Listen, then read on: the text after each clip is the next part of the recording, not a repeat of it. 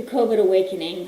2020 awakened all of us or forced us to want to go to sleep. I am not sure exactly which. But in terms of telehealth, digital health, the mobile health, telehealth, and telemedicine modalities were largely regarded as either underdeveloped or underutilized modality of healthcare delivery. And that's primarily relegated to the United States over the past decade, where it has started to pick up some interest. Internationally, the progression movement towards the telehealth modality as a mixed modality started in the mid-1990s. And there's been a pretty significant interest among scholars, consumers, and the generation of economic development in terms of telecommunication infrastructure, particularly given the declining operational costs. Nevertheless, in-person services are the unchallenged dominant mode of healthcare delivery, or were pre-COVID, and there's different personal, ethical, financial, and technological barriers and resistance to telehealth, and which is why face-to-face pre-COVID is largely the dominant.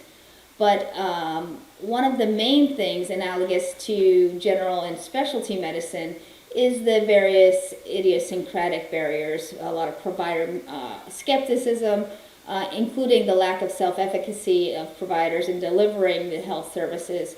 There's some client interest issues that limit the engagement. There's barriers associated with reimbursement and state licensing and implementation of convenient conferencing technologies with the constructs of HIPAA.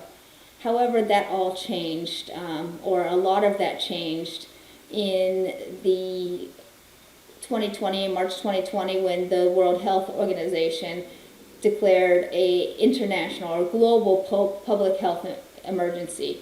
And that, coupled with the fear and precautions centered around the access and the fear and precautions in the capacity of hospitals and clinics and primary care practices across the country, how to deliver services. So the U.S. system went from a mild to moderate interest to embracing digital health technology as a safer temporary alternative to in-person services. This necessitated a rapid transition, which was also facilitated by the relaxation of some of those licensure restrictions, HIPAA regulations, and reimbursement barriers. Clearly, it's impossible to predict the role in which digital health services will continue in the post-pandemic environment, but we can assume an expansion of telehealth research, innovation, and broader implementation than what we would have observed before the pandemic began. And so we kind of have to go on a pretty much untested platform. Clearly, there was an unparalleled rate of immediate switching from face-to-face video conferencing in all modalities of psychotherapy. And even prior to that, because of the divergent interest, there was a lack of evidence in the safety and efficacy of switching procedures, and the equivalence and or inferiority, non-inferiority of video conferencing relative to face-to-face when delivered, particularly by novice clinicians, without a good foundation or manualized guide. If we think about that in the context of specialized medicine, switching from one treatment to another is relatively common, with the risk and benefits well known. We have medications prescription, and there's conservative moderate switching strategy, and the patient is incrementally altered in terms of prescription or type of duration. And then the elimination period, and you can initiate gradual changes at therapeutic level. Well, that was not a method that could have been used, and the caution that is typically taken was not an option in this case. Because of that, and because of the many things as I described, there are very limited reports of formal delivery of programs with feasibility, clinical efficacy, effectiveness not considered.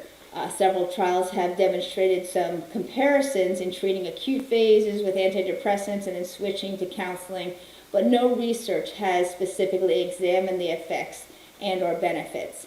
it is very important to quickly establish a systematic line of research and establish whether the rapid switch is safe, acceptable, and ultimately effective.